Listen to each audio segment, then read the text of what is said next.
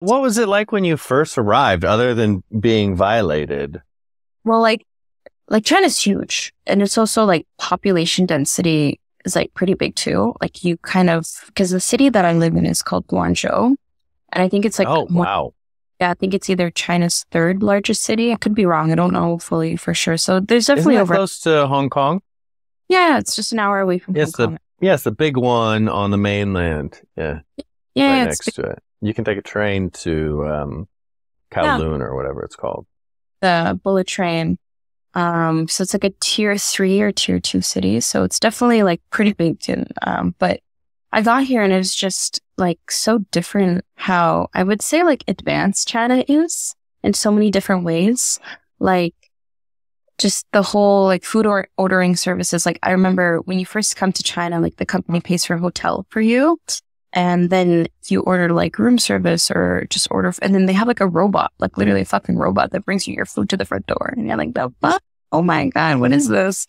And the level of how like everything is like affordable and well, obviously from my regard, because I am like a foreigner, right? So different kind of have to take that into consideration. And then just seeing like the buildings here and like how everything is lit up, like I'm telling you, the way that like like the buildings here are in China, and they have like the buildings are always lit up with so many different colors and kind of like I don't know what the proper terminology of the lighting is, but like LED strips on crack, you know, so all these buildings are up like fuck, I like love it. like and it's insane. And I think what I kind of like, I'm trying to see like the culture shock in a sense where, um, it is though, like it's definitely difficult to communicate because not a lot of people speak English. Like Guangzhou in itself is technically a bit like of a touristy hub, but like even then, like it's hard, especially the language barrier. Like it's kind of get around and not being able to like communicate. And so I started taking Mandarin classes actually. So I'm taking Mandarin Cool. Chinese now. But I would say like kind of like the culture shock in the sense where it's just the limited, I guess, resources for English speaking. But it makes sense though, because it's like you're in another country, right? Like why like do they need to learn English, right? Because this is We're their just so country. used to so many other countries learning English, and then we forget that Europeans learn English because it's their common language, basically. They have a billion different regional dialects and I don't know, 50 different actual legal languages or whatever they call them. So they learn English so Mhm. that everyone can talk to everyone, except for the Spanish who don't learn English and the Italians who don't learn English. But everybody else. Yeah. And honestly, like the people here, like Chinese people have just been so kind and like, you know, just very sweet people. They do take pictures of you though, like especially like the Yeah, I was older. going to ask about that. Yeah, like funny though, because like sometimes like they'll just like look at you in the subway and they'll like secretly try to take a photo of you and they'll try to like pretend like taking selfies and see that they're just like trying to take a photo. Some of them just don't care. Like shamelessly just take their phone out. Especially like the older generation. They're like yeah. Do you ever pose for it when you see them taking a photo of you? Make it like So a little photo shoot? it was so funny. So when my sister came to visit, we went to Chongqing, and Chongqing is considered to be like the cyberpunk capital of China. Super cool. Sounds It's like awesome. it's the city where you see the subway station that just goes through a building. And have you Oh, ever? awesome. Yeah, so Yeah, we went. that's in the mountains, I think.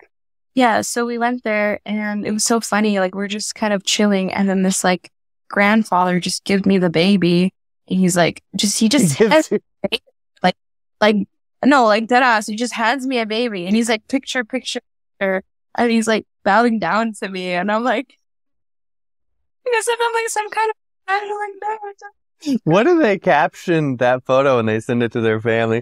White lady stole my baby, or First time, like we went to this like amusement park, and then this woman just like hands me her baby, and then I'm just like with a baby in my hands, and it's such a cute baby. It's just like it's just funny, yeah. And then they're cute though, and uh, that's one time just run and see what.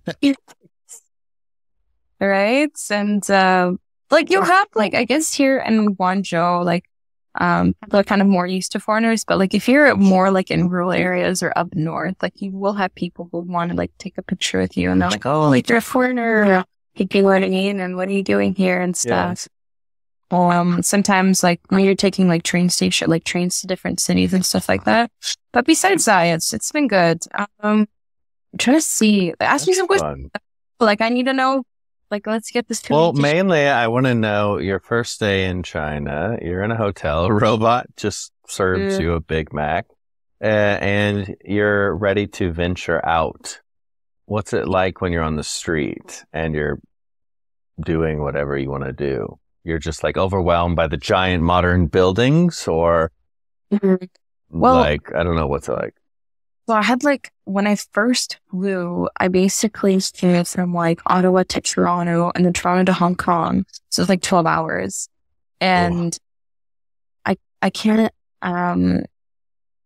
sleep on flights. Like I genuinely, like I cannot. So that's for like 12 hours. I feel that. Right. I get to Hong Kong and then, in Hong Kong, my next flight to Guangzhou is within another 12 hours. So I was literally had the 12-hour laying Hong Kong. And I'm like sitting there and I'm like, oh my God. So I've been up by at least more than 24 hours at this point. So anyways, like and you know, when you reach that level of exhaustion that like you're just kind of like not being able to like process anything. You're kind of like, you're just like, what is happening? Is this a dream? Like you feel like it's like a fever dream. So finally I get picked up from the airport. I'm just like in this car and I'm just like driving through and I'm like seeing these buildings and it just feels so dystopian. Like it's insane. Like you think like New York City is big or like maybe Chicago, all these other like massive cities, but then you're here and you're like, you forget how small you are. Just your like level of significance from who you are versus the rest of the world. And a really big thing, like when you travel too, is it's like you forget all of this is happening all at the same time, you know? So like all of this is happening at the same time and you're just kind of processing it and you're like, yo, like I'm in China and like being here too, it's like I had like warnings, like had friends and who are like, oh, like be very careful, like don't do this and don't do that. And like you also have people who are like, oh, like they have camera footage everywhere, CCTV everywhere, like, you know, but then like you're here and then you realize like not all of them are even real. It's just kind of like for security and protection. But then you also realize the underlining behind it is just for like, you know, common civilian protection and safety. And like, when I tell you like, China is also so safe. Like this is probably one of the safest countries I've ever been to. Like insane level of like security and protection. Like you'll have people who just have their like packages outside the house, their food outside the house, like nothing. Like nobody steals anything. Like sometimes I went on a trip for a couple of days, had so many packages at my door. Nobody touched anything. Nobody took anything. Like, you know what I mean? That level of like communal safety. I can feel super safe just walking down the street at like 4:00 in the morning, knowing that nothing will ever happen to me. You know what I mean? By the way, I totally judge a city by that last thing you said, the 4 a.m. walk home. That, if you can do it and feel safe and be safe, that's worth a lot.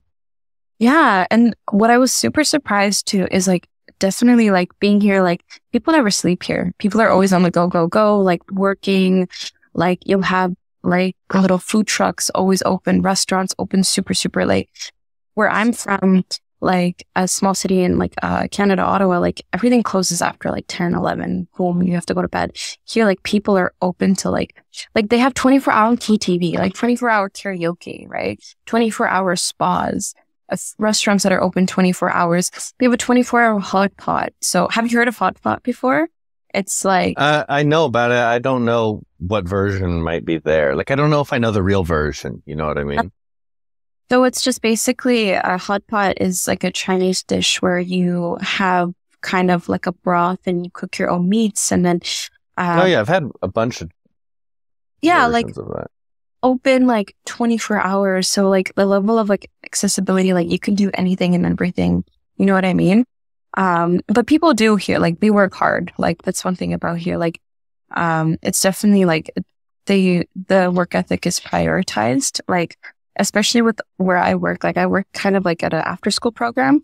So like you'll have these kids who are at school from like 9 to 6, and then they have to come to like these after school programs from like 6 to 8. So these students are just like Wow. 12 hours on end. And what I really like admire in China though is just how much the parents try to put effort in their children's development. So like you like different malls, and you'll have like different sections in malls, like just full on like dedicated for kids, like whether that be sports or music or calligraphy or drums or like anything like a playground or a ball pit. Like all of these are always kind of catered to their kids' development. And I know Oh, interesting. it's just the way that they put so much. I get like maybe a little bit too much pressure on the kids, but just wanting their kids to succeed and always trying to want the best for Yeah. their kids. I have a lot of respect for here in China. That's really Yeah. interesting. I never heard those things before.